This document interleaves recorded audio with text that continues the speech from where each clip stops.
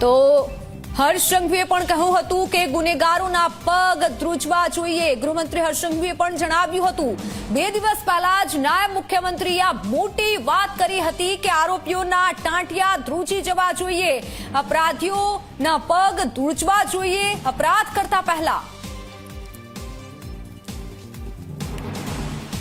તો કેન્દ્રીય ગૃહમંત્રી હર્ષ સંઘવીએ કહ્યું હતું કે ગુનેગારોના પગ ધ્રુજવા જોઈએ। 2 દિવસ પહેલા જ નાયબ મુખ્યમંત્રીએ આ મોટી વાત કરી હતી, અપરાધીઓના ટાંટિયા ધ્રુજી જવા જોઈએ અને આજે ગાંધીનગર પોલીસે આ મોટી વાત કરી છે। અમદાવાદ ગ્રામ્ય પોલીસને મારા 2-3 સજેશન છે, સૂચન અને સૂચના બેઉ માનજો આને। હું માનું છું કે પોલીસિંગ એ ગુનેગારો જોડે ગુનેગારોના પગ ધ્રુજી થાય એ પ્રકારે જ થવી જોઈએ।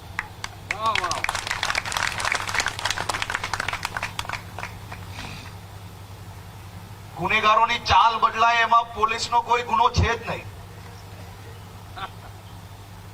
અને બદલાવી જ જોઈએ।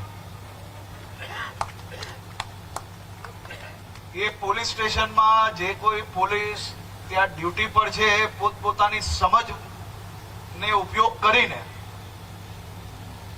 સામાન્ય નાગરિકોને પોલીસની ડર નહીં પણ ગુનેગારોને પોલીસની ડર રહે તે જ પ્રકારનો વ્યવહાર એ અમદાવાદ ગ્રામ્ય પોલીસનો ભવિષ્યની અંદર નીચે સુધી જશે તેવો મને વિશ્વાસ છે।